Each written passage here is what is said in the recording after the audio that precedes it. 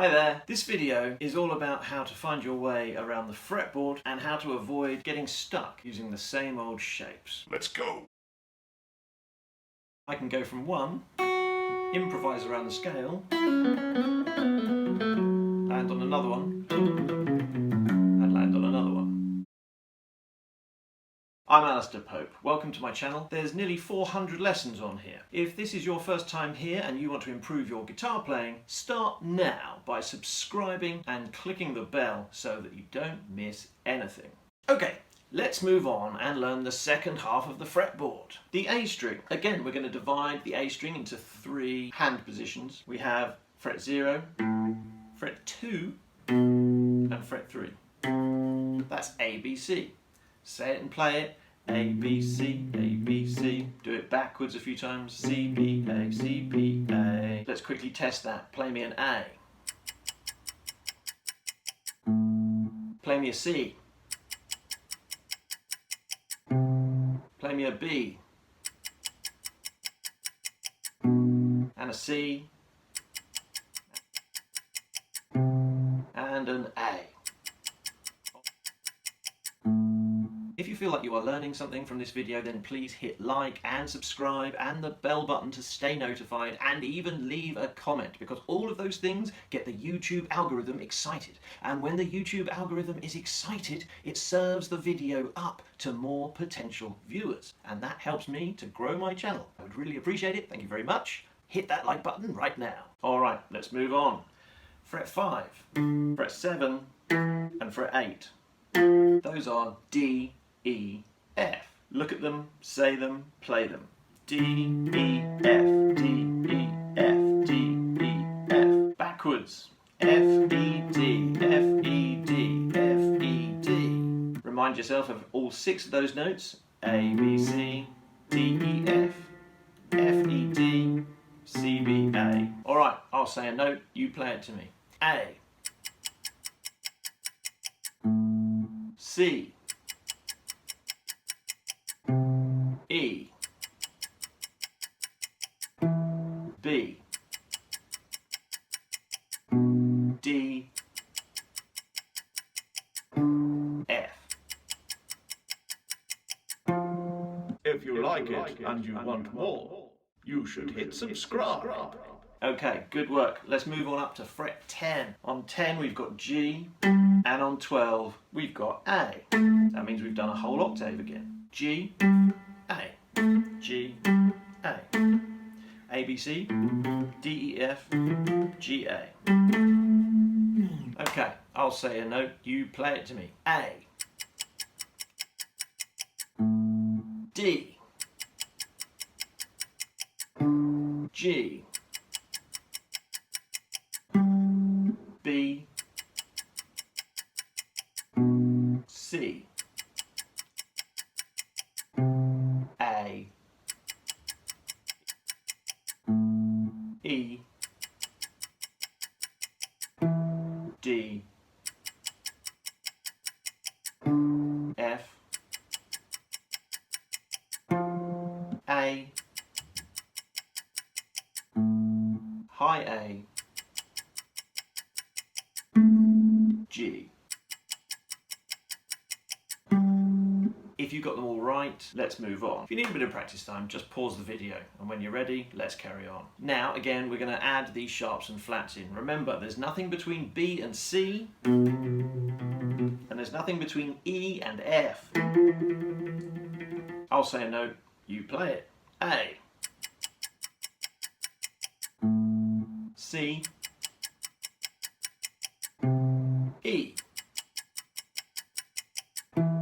G. B flat. A flat. G sharp. C sharp. F sharp.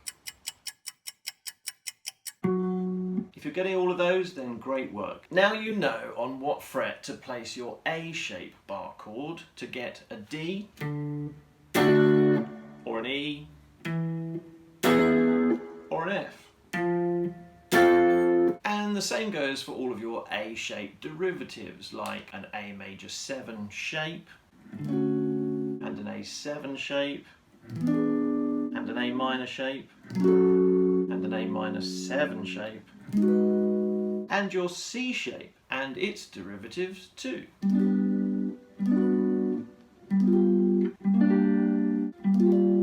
You can find all of those chord shapes in the directory of my YouTube lessons, the link to which is in the description below. If you would like to support this channel, why not become a patron on Patreon? Follow the links below. One handy thing you can keep in mind when you're looking at your chord repertoire is that you've got major and minor, but you've got 3 types of 7. So you've got major 7, minor 7, and dominant 7. So altogether that's 5 chords. Add to that your half diminished and diminished chords, that's 7. And if you know how to play all 7 of those based on A shapes, and then play all 7 of them again based on E shapes, then you're in good shape.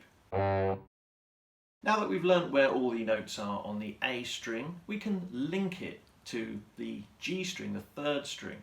So there's a D on the 5th fret of the A string, and 2 frets and 2 strings higher again, there's a D that's an octave higher. So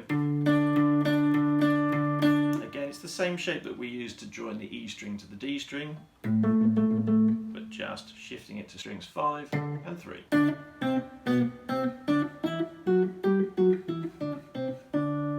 And we also need to know how to find the notes on the B string, the 2nd string. The way to do that is, if you play an open C chord like this, your 1st finger is on a C note, and your 3rd finger is on a C note, an octave lower.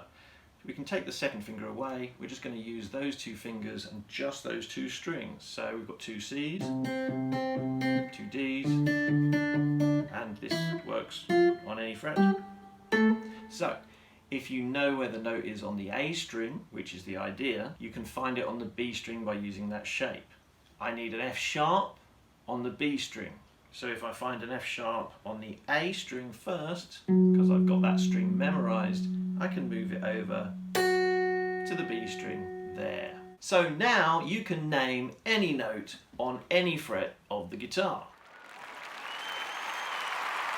But just like when you learned how to walk, talk or read, you need to practice to get faster and better. If you like it, I think you should press like.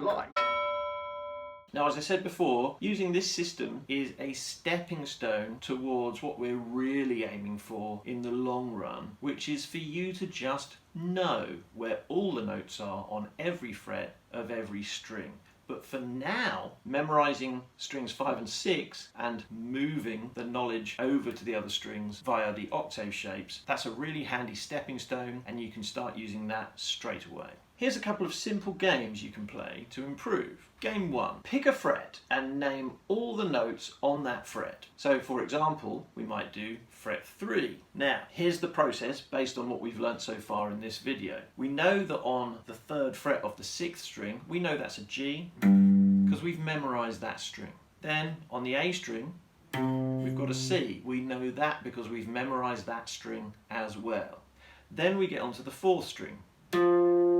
How are we going to know what note that is? Well, we're going to use our octave shape there, because that is the same as that. So that is F. Then onto the 3rd string, use that octave shape again.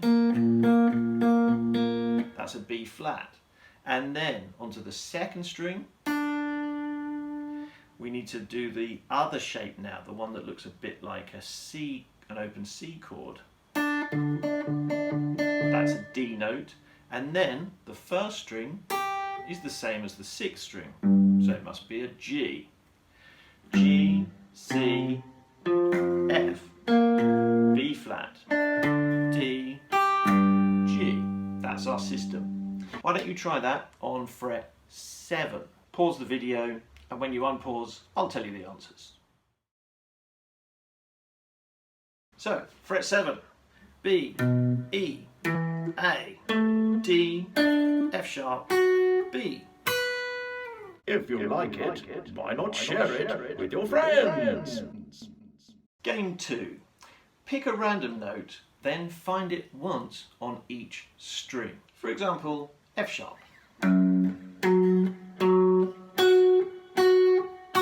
Again, the way to do that is to transfer your knowledge of strings 5 and 6 over to the other 4 strings. So, F sharp on the E string, we know it's on fret 2 because we've got that string memorised.